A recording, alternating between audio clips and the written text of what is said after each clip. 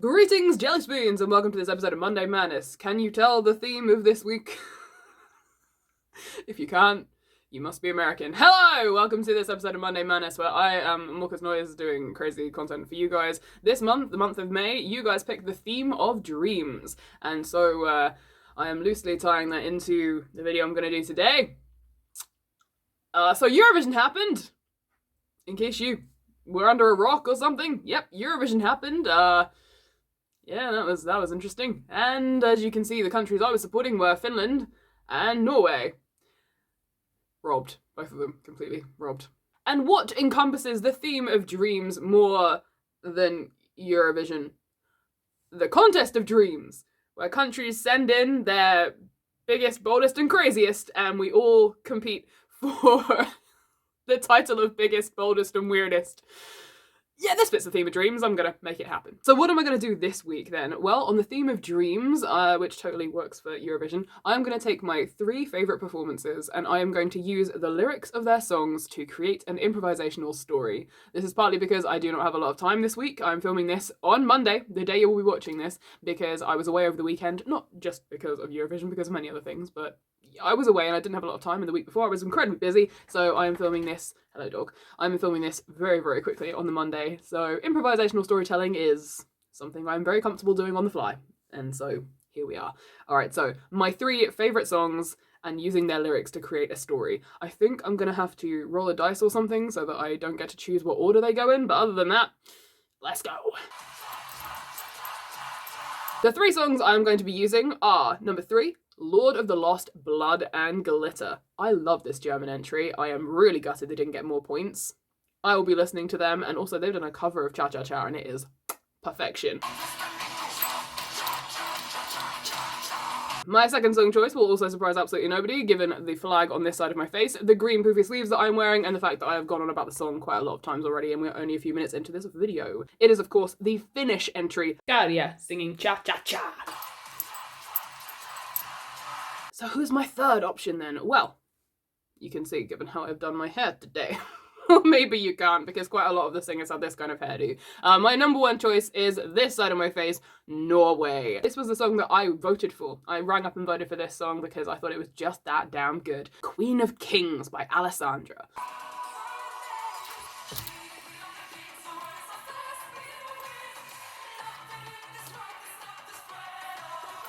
I have listened to this song on repeat for the last week and a half, and it will not be stopping. This song is incredible, particularly in Italian. Alrighty then, now that we've got our 3 songs, let me create an improvisational story for you guys. I'm not going to choose which one plays first, so I'm going to roll a dice, and that will decide. In fact, I might use Google because then I can roll a 3-sided dice. So, let's roll a 3-sided dice. See, this is the real test of which song was the best one and won the hearts of the public for Eurovision. I have still got Cha Cha Cha in my head many days later, and Queen of Kings and Blood and Glitter. I don't really remember any of the other songs at all. Maybe a little bit of Australia, but I must remember the car that they sat in.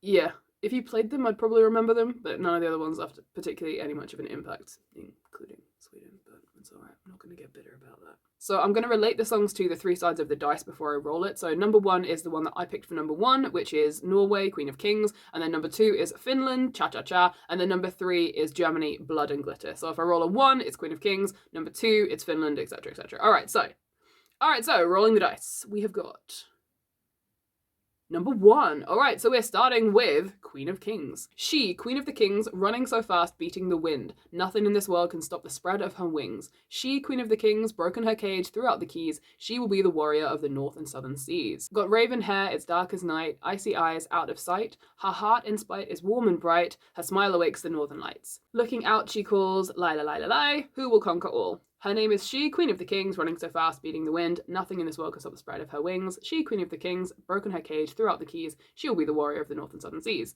A firestone forged in flames, wildest card, run the game, run the game. Can't say the same in this world of change. Don't fear the pain, just break the chain. Looking out, she calls, lie, lie, lie, who will conquer all? She, Queen of the Kings, yada, yada, yada. And a high whistle note at the end there. We're going to get stereotypical with this, almost like a D&D adventure, and we're going to start it with quite a young person.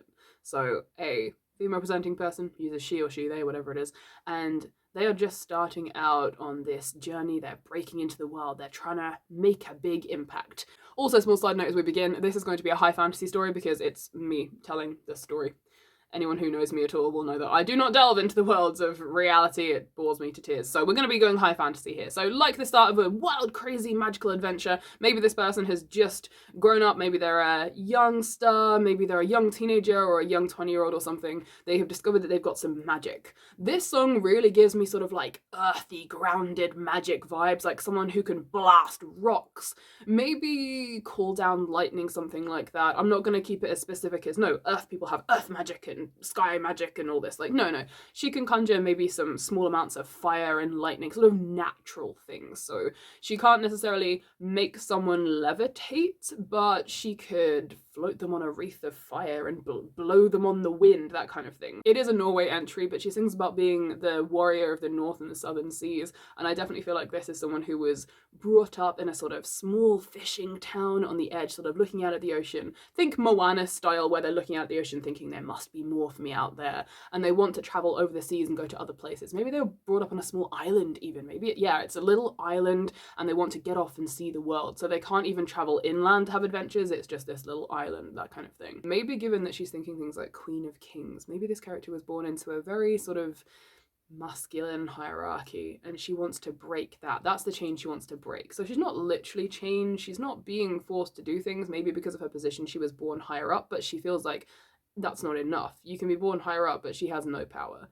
given everyone around her has the power, but she doesn't, despite being where she is. Maybe she's sort of like a princess or just a higher up on this island, but no one pays her any attention, no one listens to what she wants to say and do, even if it would help and make good positive changes in the world, because of who she is. So she wants to get off this island and go and make some change in the world and maybe come back a conqueror, that kind of thing.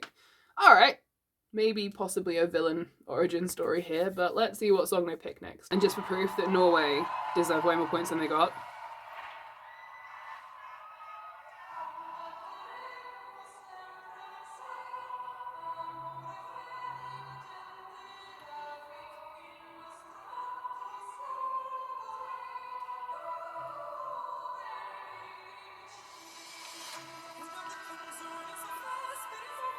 come on! How can anyone not love this song? I don't get it. That jury was ridiculous. I've heard people saying, she didn't hit the note when the jury were watching. Well, then the jury should be watching the same performance as the public. That's how you make that fair, because otherwise we're both voting for a different thing.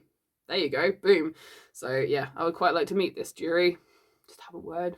Just have a little word. All right, so let's carry on with this story then. We have started with the Queen of Kings, and what is going to happen to this character now?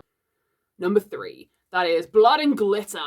I love how when you type in BL, just those 2 letters, to YouTube right now, it immediately pops up. Blood and Glitter by Lords of Lost? Is that what you want? Yes, of course, that's what I want. Absolutely. Blood and glitter, sweet and bitter, we're so happy we could die. Blood and glitter.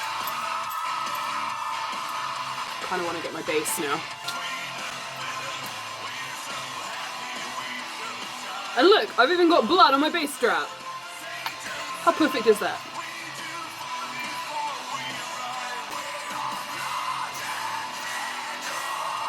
So, let's look up the lyrics to Blood and Glitter. Yes, I'm keeping the bass on the entire time. That is just happening now. Blood and glitter, sweet and bitter, we're so happy we could die. Blood and glitter, what we are is but a choice, a promise to ourselves. We are free to break and change. Oh, this is going well for the character in this story then. Never forget, let it go. This or that, need to know. Whether above or below, we are all from the same blood. Blood and glitter, sweet and bitter, we're so happy we could die. Blood and glitter, sweet and bitter, we're so happy we could die. Blood and glitter, saint and sinner, we do fall before we rise.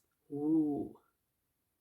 Something has happened to this character. Now go, let your blood flow. Flow with broken wings, we learn to fly. We are blood and glitter. Keep your head up in the clouds with 2 feet on the ground. Life's too fast, so make it count. Never forget, let it go. This or that, need to know. Whether above or below, we are all from the same blood. Blood and glitter, blood and glitter, blood and glitter, blood and glitter. Alright, this character, they go out into the world. They just do it. They get so frustrated one night. Maybe there's an island meeting or something, sort of like Gilmore Girls town hall meetings. And they have come up with this idea, maybe a way to protect the island, something that they could be doing, and no one is listening to them, and they are literally just getting ignored because they are a girl or female presenting, because of who they are. No one is paying them any attention. No one literally cares about what they are saying. And so they just have enough. They get a boat, maybe they've been building it in secret all this time, or maybe they've got a boat that goes out to go fishing and things, and they just take their few belongings and they just go. Maybe they take a big chart that they've been trying to make by looking out at the sea and the stars and things. So maybe they take a sort of star chart with them so they can try and navigate, and they take some oars and they just start rowing. And maybe it's a sailboat, they put the sails up and things, and they are gone.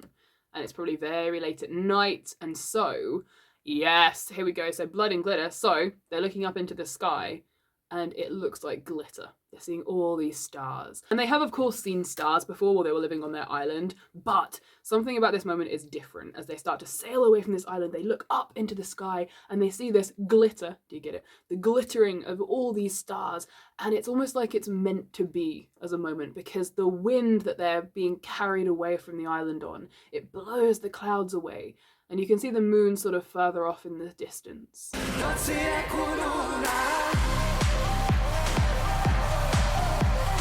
And it just looks like a magical sky splashed with glitter. And looking up at this huge splattering of glittering stars is the moment where all this character's anger starts to fade away, and instead it just becomes a happiness and a certainty. They're so happy they could die, to use the lyrics, so happy they could die, because they just realised this is the right thing to do. It's almost like a sign from the glittering heavens that this is what they're supposed to do. They're supposed to have gone, and now they're out and they can see this beautiful, beautiful world.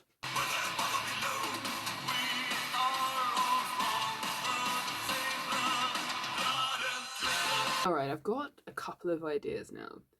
So, they're so happy they could die, they're sailing away from all this stuff, right?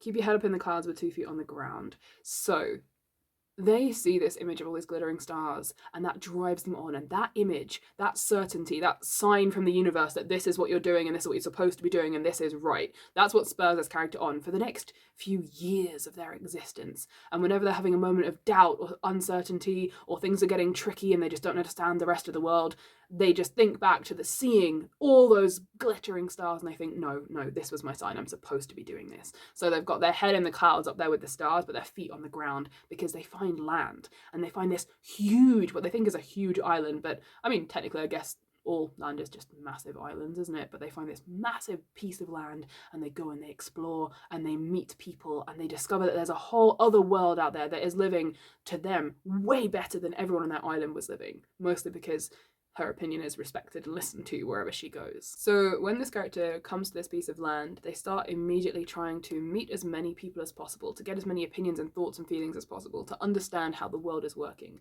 And they realise that while it is for the most part better than the life on their island, there is still a lot that they would like to fix and change. And there's just so much that this character gets invested in and wants to change. They want everyone to have equal rights, they want to have uprisings, they want to sort everything in the world out. And they're almost overwhelmed by this because it's almost too much. There's so much injustice, from the smaller scale to the massive land-altering scale, that this character just gets bogged down in it. And they want desperately to change all of it and help all of it. But of course that's too much for one person. So they start recruiting other people. And in the end they decide, to right all the wrongs in the world, I'm going to need an army. And rather than trying to focus on one thing at a time or focus on something that they're really passionate about, they just cannot get over being passionate about all of it. And again, this comes back to the stars, and they saw how many of them they were and that they were all glittering. And to them, that's their driving force of being like, everything is important. And it's true, this isn't a bad thing that they're doing, but they are sort of going about it the wrong way. And this character is like, no, every single piece of injustice must be fixed right now. And they get caught up in it, and they start to, gravitate towards the idea of being a leader and the ruler of all, and they definitely start amassing an army of people. And because everything they're saying is right and good, people start to follow them. Also like the lyric of, never forget, let it go, this or that need to know. And they say it so fast in the song as well, never forget, let it go, this or that need to know, almost as if they're trying to, ignore it. And maybe that's what's going on in this person's head. So never forget, let it go. And they can't forget this injustice that they grew up with all their life on that island, and it keeps coming back, and it starts to warp their vision of the stars. And rather than it being this beautiful, empowering moment where they saw this glittering universe and went, yes, this is what I'm supposed to be doing, and instead it becomes a warped moment of never forget, let it go, can't let it go, never forget, because forgetting would mean letting it go. And that's what their mindset is now. Forgetting means letting it go, and I can't do that. I can never forget what they've done. I need to right all these injustices. And then the next line, which is this or that need to know, and she can't pick. There is no this or that. There is no we go after this cause or we fight for this cause. It's everything. It's all or nothing, and she will never let it be nothing again, because she grew up feeling like and being treated like she was nothing. And so she starts to fixate on that and amasses this army. And to get to the title of the song, Blood and Glitter, that glitter moment where she was so sure, seeing all those stars, being so happy she could die, has now been warped into a blood and glitter moment, because that moment has turned into bloodshed of her army. I take the bass off, but I'm not happy about it. I miss you already. I don't need to roll for the last song because we all know what is left. Gadia singing cha-cha-cha.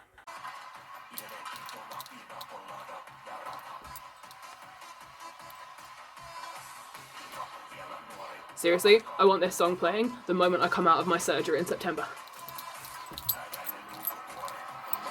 And I'll be like half asleep being like, yeah, I'm cool. Cha, cha, cha, cha, cha, cha, cha. Sadly, I do not have massive pink pieces of ribbon to attach to myself.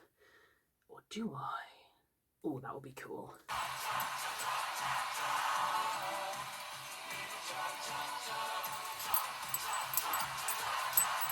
Alright, so unfortunately Finnish is not one of the languages that I speak, but I am learning on Duolingo because two of my favourite bands are from Finland, and yeah, just watching this made me go, fuck, I need to actually try to learn this language better, because I'm far more likely to meet someone from Finland right now than I am to meet anyone from Russia. So I did need to translate these lyrics, and I am very, very sorry about that. This exhausting week and the many long days are behind. There's only one bar and pina colada on my mind. There is some time for a few, the night is still youngish. This icy hell is something I have to demolish. Holding onto the drinks with both hands tied onto them like a cha-cha-cha-cha-cha-cha-cha. There is no tomorrow when I grab a pint tightly like a cha-cha-cha-cha-cha-cha-cha. Wanna mess my head up and free my mind of fear like a cha-cha-cha-cha-cha-cha-cha. I can't not read it like that. And I stay on this seat until I have to climb off it like a cha-cha-cha-cha-cha. A couple pina coladas I have devoured, yet the expression I have on my face is sour. Yeah, there is some time for a few. The night is still youngish, the icy shell is something I have to demolish. The floor is calling me when I am no longer so frozen. Like cha-cha-cha, I am approaching. Hold on to the drinks with both hands tied to them. Cha-cha-cha-cha, wanna mess up my head and free my mind, and stay on this seat until I have to climb off. I head towards the dance floor, and this world ain't making me scared no more. When champagne all over myself I pour. Cha-cha-cha-cha-cha, everyone keeps turning, cross too far, and talking is so hard when this different side of me does its part. I don't usually go and drop my guard, not me, but now I am that guy, Head towards the dance floor, and this world ain't making me scared no more. With champagne all over myself, I pour, like cha-cha-cha-cha-cha-cha. So I had read these lyrics before, but I'd forgotten them in the state of making this video. This is actually kind of a sweet song. I know, people are going to be like, it's crazy, it's party! And I'm like, yeah, but also, it's kind of cute. So, the ending of this character's story. So, I am going to lean into the villain arc, I think, a little bit. This character is definitely going on a bit of a villain origin story, which is a shame because they have such good intentions, as most of the best villains do. But things have gone wrong. Alright, so, exhausting week, many long days are behind. Okay, so this character is exhausted. They are starting to sound a lot like Jesus in Jesus Christ Superstar. So she has developed this army and gone on to try and right all of these wrongs, and now she is absolutely exhausted because there are just so many. And every time she overcomes one injustice, she finds another, or something else has sprung up in another place, or the people who were doing this horrible stuff have moved somewhere else, and it's just going and going and going. And she's starting to believe that maybe she should have just stayed on the island because she can't help. And then every time she thinks that, she goes, no, because that island life was awful and I need to fix it. And it drives her and drives her and drives her, and it's sort of driving her a little bit insane, and she is absolutely exhausted now. There's still time for a few, the night is still youngish. So that's her train of thought in terms of there's still time to do more. I've got plenty of time before I die or I'm killed by probably a lot of people who want her dead at this point. She's going, no, there's still time. I can still fix more things. I have got time to fix more in this world before I'm completely exhausted or dead. This icy shell is something I have to demolish. So by that, she could mean both herself and the world, because by this point she has been told by other people and she has realised that all this stuff caught up in her brain is starting to make her into an awful person. And while she is trying to do good things, she is slowly turning into a little bit of an evil dictator because she is driving it too hard too much. Perhaps she's accidentally committing injustices herself along the way, and maybe there are some areas that are not black and white and they are morally grey, and you have to almost pick a side, and she doesn't want to because she wants to fight for both or for neither, and things like that keep coming up, and people are now questioning her abilities and her decisions and who she's really fighting for and things like that. But also, you know, the icy shell of the world that she's trying to crack and turn into a happier, warmer world. Like, the warmth in her heart hasn't gone, this drive to do something wonderful, that's still there, but there's just so much else going on that it's getting a bit warped. Holding onto the drinks with both hands tied onto them, like a cha cha cha cha cha cha. So there's no tomorrow when I grab a pint lightly, when I mess my head up and free my head free of fear. I don't want to lean into a she becomes an alcoholic because that feels way too easy. So holding on, instead of to the drinks, just holding on with both hands tied to them. So maybe she is feeling pulled in many different directions. She's trying to fight so many injustices at once, and she is chaining herself to them because every time she finds out about some other injustice, she wants to help and she has this desire. But maybe she's chaining herself to too many of them all at once, and it's getting worse and worse and worse because every time she starts to focus on something and we're going to do this, but on the way there she finds something else and she keeps getting distracted and more things and it keeps piling up and up and up, and her enemies are starting to use this against her because they know that if they can throw her off their scent and distract her with something else, she will go and try and fight for that as well. And it's all getting completely mad and crazy. It's crazy, it's party! Okay, so this bit where it says a couple of pinatas I have devoured, yet the expression I have on my face is sour. So rather than, again, it being her drinking things, maybe it's she has overcome some things, some people she has freed, some places she has overturned, and she has made some good real differences and she's trying to focus on those, but her expression is still sour because there's still so much more to do. And because she came from somewhere so small and she's now seeing the world so big, it almost seems too big to her. And almost everywhere she turns, there's more. And everywhere she goes, she's just hoping this will be it. This will be the last one so that I can fight everything and finally rest. But no, more people come to her with problems. More situations arise. Everywhere she travels that's a new place, there is injustice there as well. One eye keeps turning, crossed too far, and talking is so hard when this different side of me does its part. So again, she's feeling like the other side of her that she's been allowed to express, this warrior, this queen of kings who is slowly starting to rule the world, she is leaning into that, and that piece of personality is there. But there's also that shy and timid and frustrated little girl that was stuck on that island that's still there, and it does come out sometimes, and she's almost got one eye open to see when people are going to come and cause injustices again towards her, and she finds it difficult to trust anybody because of how she was brought up and treated. I don't usually go and drop my guard, not me, but now I am that guy. So she's trying to lower her guard with all these new people, particularly the women and female presenting people that she's meeting, because she's trying to trust people. But that is a huge problem because she is fighting for people, but if you can't trust the people you're fighting for, then what are you really doing? But she's trying to overcome that and just accept, no, I can fight for the injustices, I can keep people out while also fighting for them. But this isn't helping with her image, and maybe people who are following her and people who are trying to join this army are getting a little confused, and there's some distress going on there too. So this character has become the Queen of Kings. She has completely demolished a huge chunk of the world. She has righted as many injustices as she can possibly manage, and everything seems perfect. And in theory, a lot of it is, but also she has caused a lot of upset, and the way she's gone about things has been too black and white, and there's now more unrest that's happening because of some of the things that she's done. So maybe that's the ending then. Maybe that's the ending with that whole, I won't get off this seat until I have to. What was the line again? It was, when I mess my head up and free my mind of fear, and I stay on this seat until I have to climb off it. So maybe that's the ending of the story then. She has become the Queen of Kings. She has righted every injustice she could possibly find, and she is now ruling over a land which should be perfect. And yet, injustice keeps springing up. Bad people keep forming. These things keep happening, and maybe some of the situations that she was fighting were not as black and white as they seemed, and now all those bits of grey are coming back out to the surface again and driving people apart and causing more fighting and more wars and things like that. And she has built herself up onto this throne. Maybe literally she has a throne in this big place now, and eventually she has to get off. She has to concede the throne and let someone else come and try and take over, or maybe just let the world be by itself again. Maybe this character gets to be the Queen of Kings. She's ruling over the world. She's had the blood and glitter and the crazy party. And she thinks, I've done it. That's enough. And she's so fixed on that glittering stars moment that when it comes to the end of her life, either by assassination or by turning into some sort of god or just vanishing out of existence or dying any other way, she's so focused on the glitter and the stars and becoming the Queen of Kings that she doesn't notice that what she's left behind isn't as perfect as she wanted it to be. But she has made some real difference. And it ends on a hopeful note for this story then, that you can rise up from anywhere and do anything, and that injustice should always be fought. So maybe the end of the story is a sort of blood and glitter moment then. And everyone is happy that the injustices have been fought, but they realise that there's more yet to do.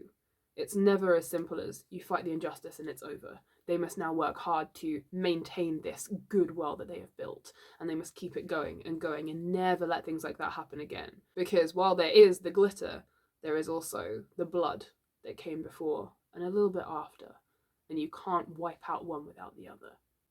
That makes sense in my brain. Alright, that's the ending of this story. Alright, I hope you enjoyed this wild, crazy Eurovision ride of a Monday Madness episode.